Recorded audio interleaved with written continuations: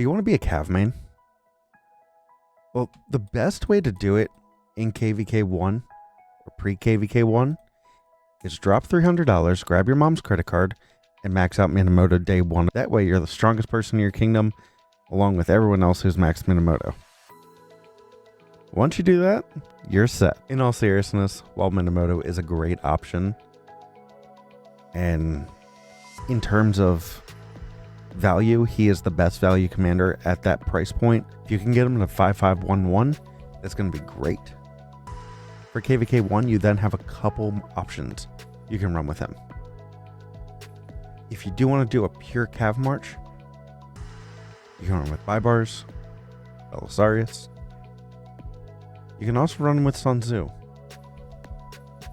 Now, if you are a spender and you have the gold heads for it, Mina YSG is going to be a great KVK1 pairing. If there's going to be the March that's going to do it all, it's Mina YSG.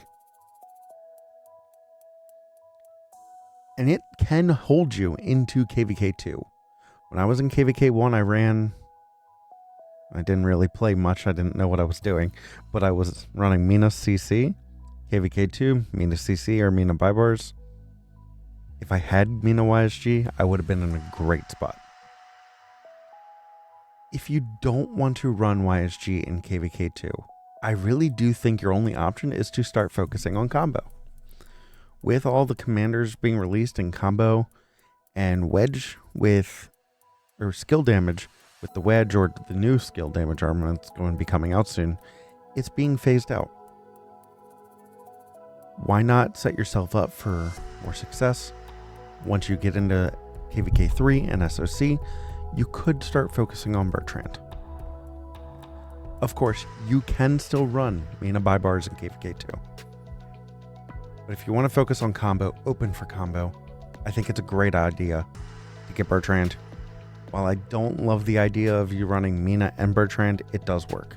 If you wanted to truly do that skill damage march, you can do Saladin. But again, you're setting yourself up to use Transmute Stones, convert it from wedge over to combo. And I don't think that's the best use of your stones. With new formations coming out every 18 months, I believe they said, you want to save them for as best as you can. Once you hit KVK3, this is truly where it changes. If you did end up getting Bertrand, you expertised him, I truly do believe your hard focus, Achilles or Arthur. Get some AoE in there, pair him up with Bertrand. He's doing some AoE, but his attack is very low.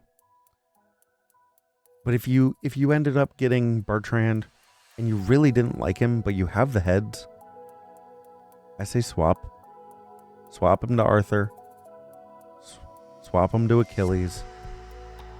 If you have YSG, keep Bertrand, swap to Arthur, swap to Achilles. I would not be looking at Huo. I wouldn't be looking at Nevsky. I really wouldn't be looking at any of these skill damage commanders. While they were good in their heyday, you're putting yourself in a great disadvantage by going with these skill damage Cav commanders. If you get further into SOC, you want to run multiple Cav marches. You've got Arthur, Amganshan, and Achilles. These are going to be your three main Cavs. Right now, it is a little bit of a tough spot because you only have those three main. I don't love Bertrand longer into SOC. He's not doing the damage you need. So with the Cav commanders, you can pull Philip. If you do have them, you can also throw Hector together with Arthur or Achilles. Arthur and Achilles paired together is a great march, but it's very glass cannon. I like running GG with Achilles and then Arthur with, right now I'm pairing him with Philip. If I had Hector, I'd be doing Arthur Hector. If you are wanting to be a rallying garrison lead, you are in luck, but there's one person you need in this entire thing. Attila. In 2025, Attila is still a great commander. He pairs great in the field. He pairs great in rallies. While I didn't focus on him in the field, you can run him if you want. Attila Achilles is going to be the march you want to run. But I do like pairing Achilles with Gigi. Attila and Subutai are going to be your main rally. It's going to hit hard. It does great. City rallies, pass rallies, flag rallies, whatever you need it to run, it's going to hit hard. You can run it with arch formation. You can run it with delta formation. They're both doing different things, but you want to have Attila as the primary. You're running with arch, you're boosting that arch damage or the normal damage a little bit more, so it's benefiting both Attila and Subutai. You're running with the delta, you're focusing on Subutai primarily. With the garrison, David, he's on MGE for the first time this week. I think he's going to be great. I think in an artifact KVK, he has a great pairing. I think people are going to do a lot of theory crafting. I think there's potential for him to be paired with Attila. I think there's even potential for him to be paired with Eleanor. With David, I do still have to look at how different artifact pairings are going to work, primarily with infantry. But that's just going to take theory crafting. We'll have to see how some people are pairing him with him and how it works. With cavalry, though, you end up having a great way to build gear. If you do want to build the non-KVK helm and weapon, you can do it, but cavalry also has some of the best purple gear in the game. In KVK 1, to start out with your equipment, we're going to talk about your weapon. Cavalry have one of the best purple weapons in the game. You could easily keep this until you're ready to craft a KVK weapon. The Heart of the Saint, focus it and focus it hard, because it's going to help you a lot. With your helm, like I said, you're not going to build the set piece unless you really don't want to wait for the KVK helm. But I think it's a great idea too. You've got Expedition War Helm, or 6% defense. The purple helm is giving you 8% attack. I'd rather take the defense. So right off the bat, you got a purple and a blue. For the chest, you're going to go with the set piece. Heavy Armor of the Hellish Wasteland is going to give you 11% health. And once you get into the set, you'll get a 3% boost to your health. For your gloves, you're getting Navarre's Control. You're not going to go with the set piece for this.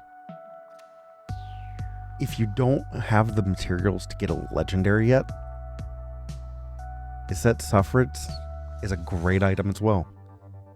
3% attack, 3% health. It's giving you a good amount of stats for relatively cheap. So build this out, and when you're done or close to being done, you can build out that Navarre's Control. Gladiators are one of the top items for pants slot. Again, 8% health, purple item. It's great. Build a KVK 1 and focus on another slot for your legendary pieces. Once you're out of KVK 1 and you want to start leveling up your gear, Ash of the Dawn, 12% health. You get a good upgrade, especially if it gets crit.